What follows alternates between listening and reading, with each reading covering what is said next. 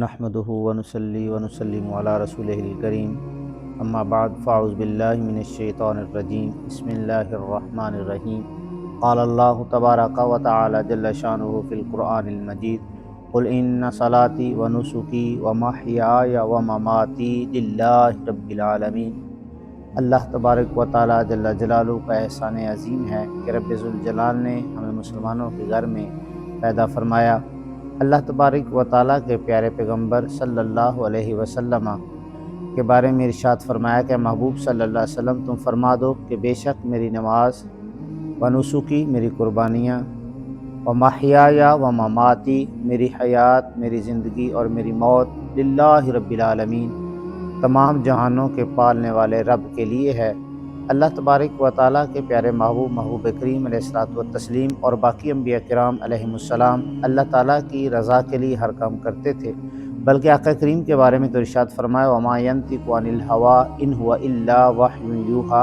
کہ میرا محبوب تو اللہ کی مرضی کے بغیر بولتا بھی نہیں ہے، یعنی بولتا ہے تو وہ بھی اللہ کی رضا کے لیے، اللہ کی مرضی کے مطابق۔ اللہ کی مرضی کے بغیر اللہ کے محبوب گفتگو نہیں فرماتے۔ اللہ کے پیارے پیغمبر ہوں یا اللہ تبارک و تعالیٰ کے پیغمبروں کے ماننے والے، ان کے ڈائریکٹ علم حاصل کرنے والے شاگرد صحابہ کرام رضوان اللہ تعالیٰ مجمعین ہوں، ان کا ہر عمل اللہ کی رضا کے لیے ہوتا ہے۔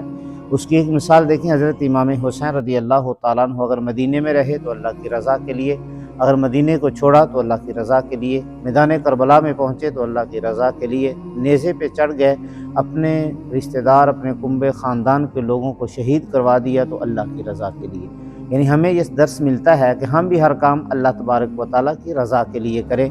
ہمارے ہاں یہ ہوتا ہے کہ ہم تو نماز بھی اللہ کی رضا کے لیے نہیں پڑھتے، مثلا وہ بھی کسی نہ کسی کو منہ دکھانے کے لیے، یا نماز جنازہ دیکھ لیں تو اس کے اندر بھی ہونا تو یہ چاہیے کہ اللہ کی رضا کے لیے پڑھے، لیکن ہمارا یہ زیادہ تر مائنڈ میں یہ ہوتا ہے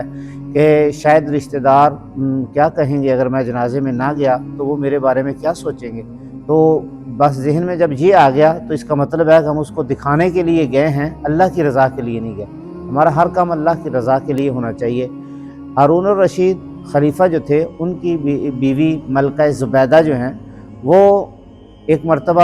بلوا کر کہنے لگی کام کرنے والے انجینئرز کو کہ میں نے عراق سے لے کر عرفات، میدان عرفات جو ہے وہاں تک جو ہے نہر بنوانی ہے، محبوب صلی اللہ علیہ وسلم کی امت کے لوگ اور دیگر اللہ تعالیٰ کی مخلوق جو ہے وہ پانی پئیں گے، اللہ کا شکر ادا کریں گے تو میرے لیے باعث رحمت بن جائے گا، باعث نجات بن جائے گا۔ لوگوں نے، انجینئرز نے بتایا کہ بہت زیادہ خرچ ہوگا، اس نے کہا کوئی بات نہیں، آپ بنائیں۔ عراق سے لے کر آج بھی عرفات کے میدان کے طرف جائیں تو ساتھ ساتھ جو ہے اس کے نشانات باقی ہیں۔ جب نہر بنانے شروع کر دی، مزدوری شروع ہو گئی، کام شروع ہو گیا، اور ملکہ زبیدہ نے کہا کہ مجھ سے ہر روز جو ہے وہ حساب نہیں لیا جاتا، آپ جو ہے خرچہ لکھتے جانا اور بعد میں مجھ سے آ کے جو ہے اس کی رقم جتنی بھی بنے گی وہ لے لینا اور حساب کر لیں گے۔ اب نہر بن گئی، قصہ مختصر، تو جب خرچہ آیا تو دیکھا گیا کہ ٹوٹل خرچہ جو ہے 17 لاکھ دینار جو ہے وہ خرچہ آیا۔ ملکہ زبیدہ کو بتایا گیا اس نے کہ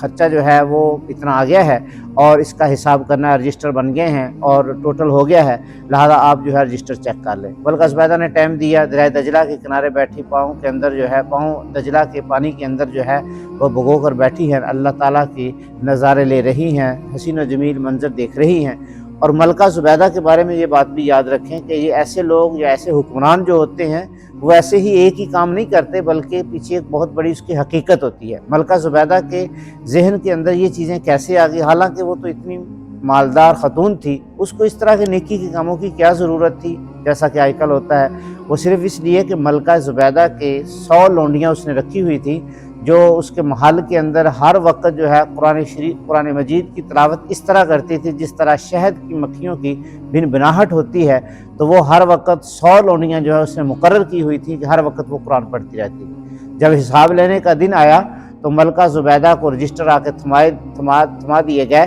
کہ یہ ہے رجسٹر، یہ ہے حساب و کتاب۔ ملکہ زبیدہ کی آنکھوں سے بے اختیار آنسو آ گئے اور آنسوؤں کی لڑی جو ہے وہ جاری ہو گئی، اور اس نے رجسٹر پکڑے اور دریائے دجلہ کے اندر جو ہے بہا دیے۔ لوگ حیران ہو گئے کہ اتنا حساب کیا، اتنا پیسہ بنتا ہے، سونے کے دینار 17 لاکھ بنتے ہیں اور اس نے پانی کے اندر رجسٹر بہا دیے۔ تو ملکہ زبیدہ نے کہا یا اللہ، آز الحساب الیوم الحساب، مولا آج مخلوق خدا اور تیری رضا کی خاطر میں نے یہ خدمت کی تھی مخلوق کی، تو مولا تو اس کو قبول فرما لے، میں اس کا حساب نہیں لینا چاہتی، میں لوگوں کو یہ اس کا حساب نہیں دینا چاہتی، نہیں لینا چاہتی ان سے، اور مولا کل قیامت کے تو بھی میرا حساب نہ لینا، میں نے تیری رضا کی خاطر کام کیا ہے۔ وما توفیقی الا باللہ۔